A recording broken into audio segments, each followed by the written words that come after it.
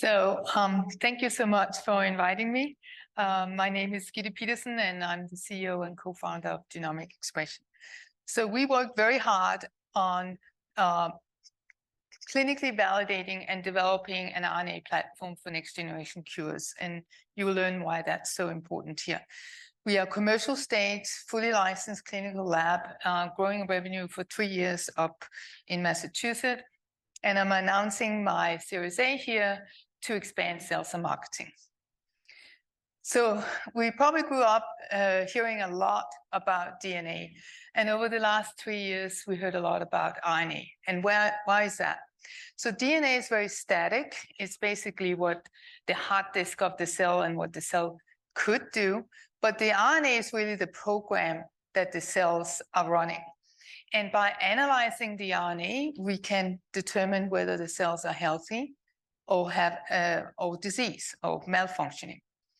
So that means that if we understand the program in drug in tumor A, and that program is the same as in another tumor, that there is a likelihood that the effective drug in tumor A could work for tumor B. So we already proven that you can repurpose existing drugs on an individual patient basis. And that is very important because in the static standard of care model, only 1 out of 4 cancer patients actually live longer based on their treatment. Right now, they have access to DNA panels. And again, they're static. They're limited to 50 to 500 genes out of the 20,000+. And they're focused on cancer, obviously. If you are getting your tumor analyzed with one of those panels, your chances of living longer based on that drug that you can repurpose is 8%. And that's because it's not very effective and it's late stage. We fundamentally do not believe in panels. We want to take the guesswork out of diagnostics and future-proof it, AI enabling it, and make it exponentially scalable. Because of this, it's also tissue and disease agnostic, which means that we could move into other indications as well. We have programmed this in a handful of solid tumors, breast, ovarian, colon, lung, and brain, and we see the same picture. We find a handful of drugs in 100% of the patients, and that's a promise for better outcome for most. And that means that we are on this major inflection point where this very static model we have operated under is being questioned. And if we could truly individualize medicine, one patient, many markers, and then follow the patient in a liquid biopsy sample, we could move these static numbers up, because even the best drugs out there work in half of the patients in early stage and 20% in late stage. 20% in late stage is a great number. And we've done it.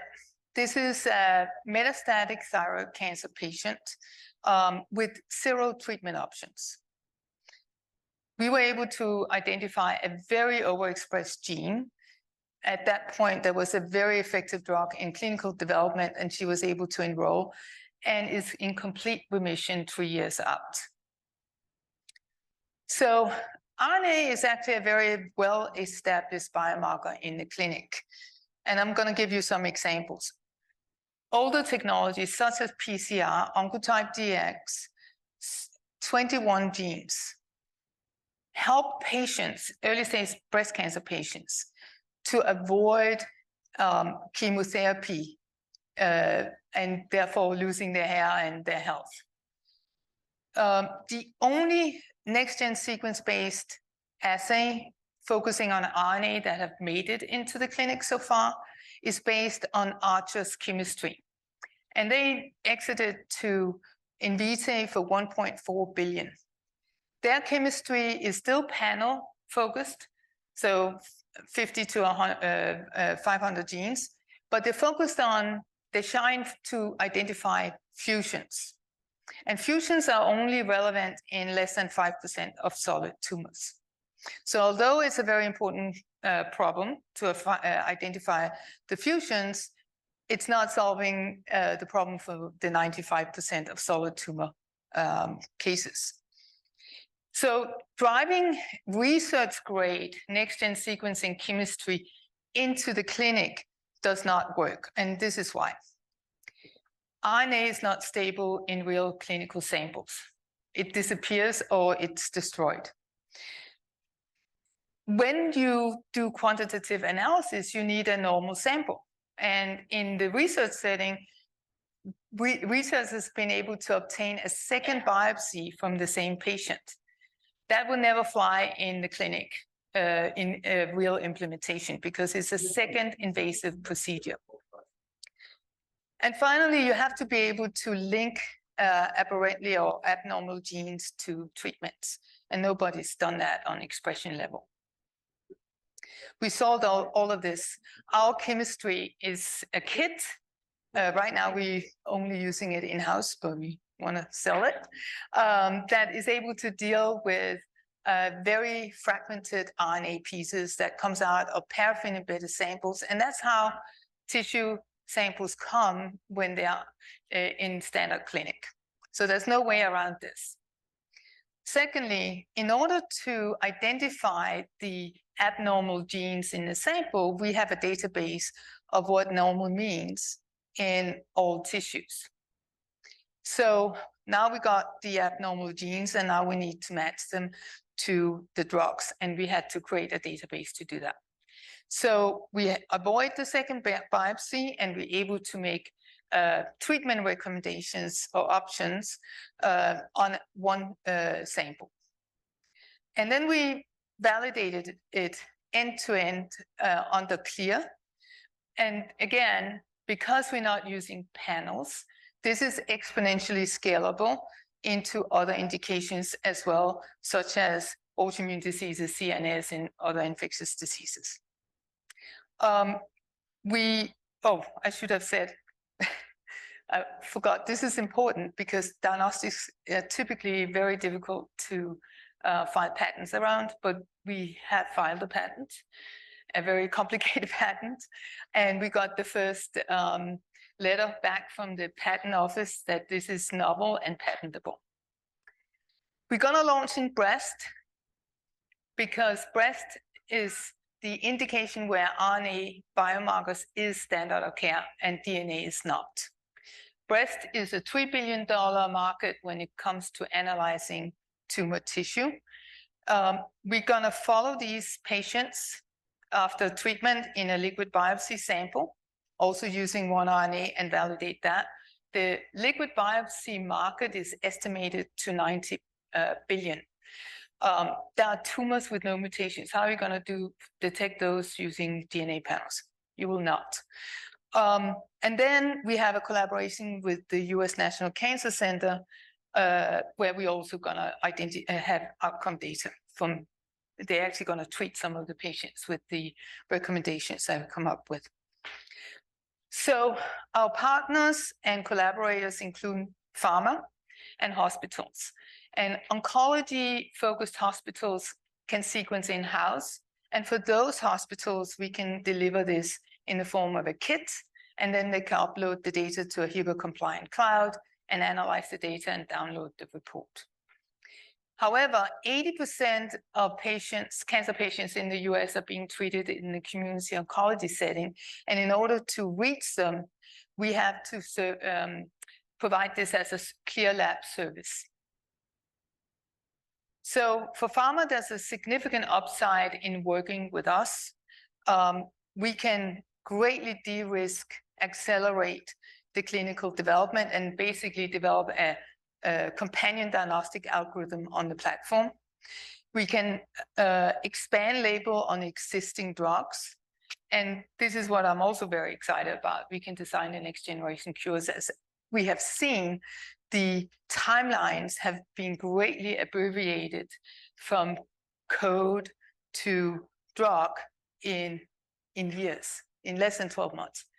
And today, there's so many different ways to reprogram malignant cells, you can kill them, or you can reprogram them, or other diseases, to a point where there's no undruggable target. So we're going to be the information layer to this next generation of drugs.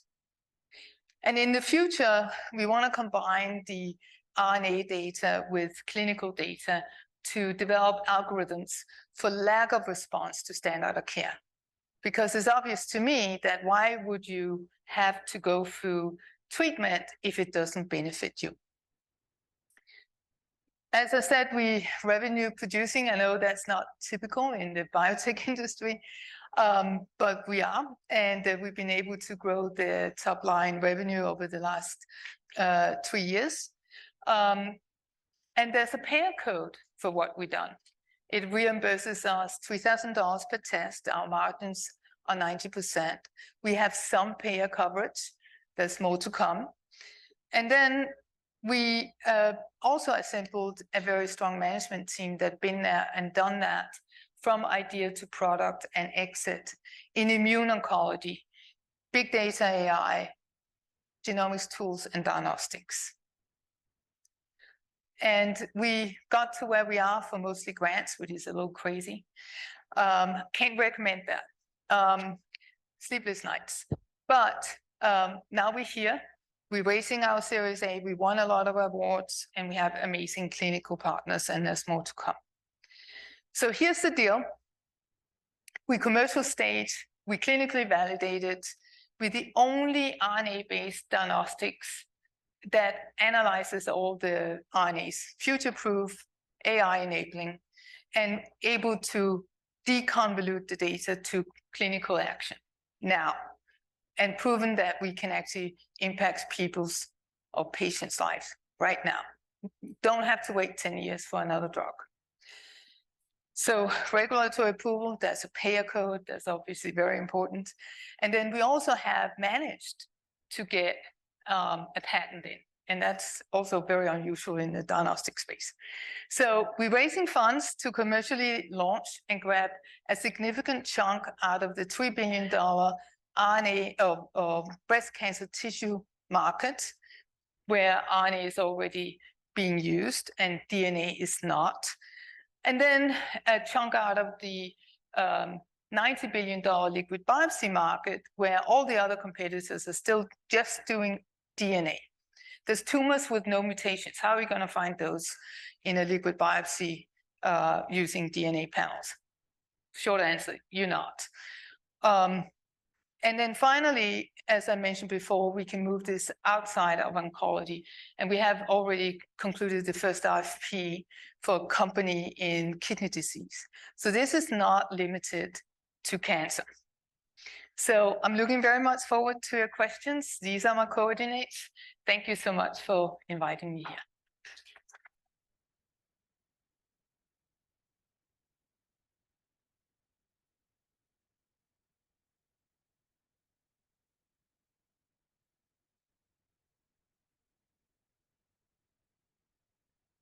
Thanks, Gitte. Great presentation.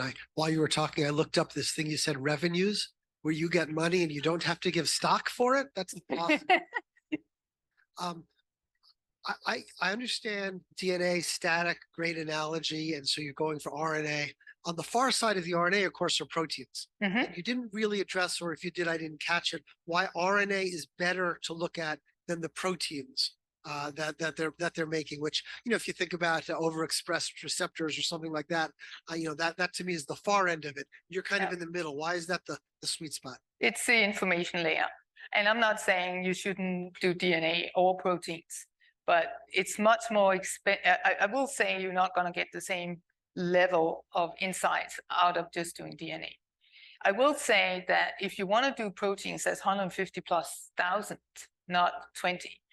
And the technologies that are available, mass spec, etc., although prices have gone down, we're not quite there in terms of price and scalability. So that's the answer. I think proteins are great too. I come from the protein world, but RNA is cheaper and much more efficient at this point. But great question. Thank you. Anybody else?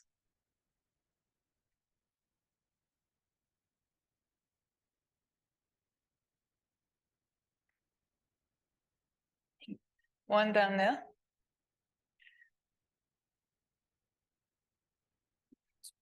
Compared with Illumina next generation sequencing or like nanopore long sequencing, would be your advantage over those two like commercial services right now?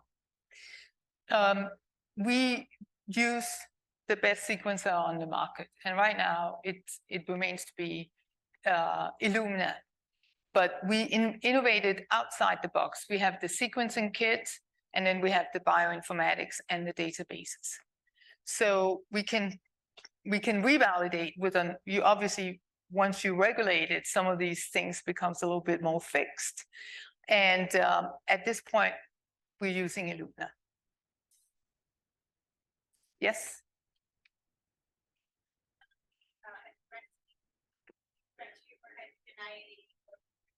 Primary and metastatic tumor? That's a great question. Thank you for that. So we actually took in the validation, part of the validation package was exactly to address that, having multiple extractions, reactions from different extractions and analysis from different slices of the tumor.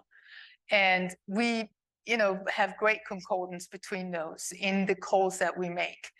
And again, the calls that we make are highly statistical, so it has to have a very significantly different expression level. So one of the questions we typically got in the beginning was, well, expression levels changes all the time. Yeah, but you have to raise the bar above that noise, and that's basically how we did it. And the other question was about the difference between primary and metastatic. You need more than one sample, right? You need to hopefully be able to obtain a biopsy from the metastatic site. We are aware that that is not always the case, and that's also why we want to move it into liquid biopsy, because the blood sample is more readily available. Just a side note, there's a lot of genes that are literally shut down after fetal development. And in contrast to when you do DNA analysis as a liquid biopsy approach, where you have one mutation or one gene that is mutated, but you have it on a background of a lot of normal.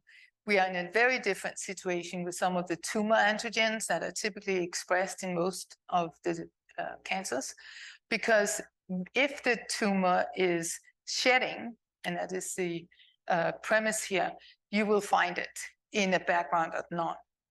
So the analytical hurdle is very different. Yeah. Thank you.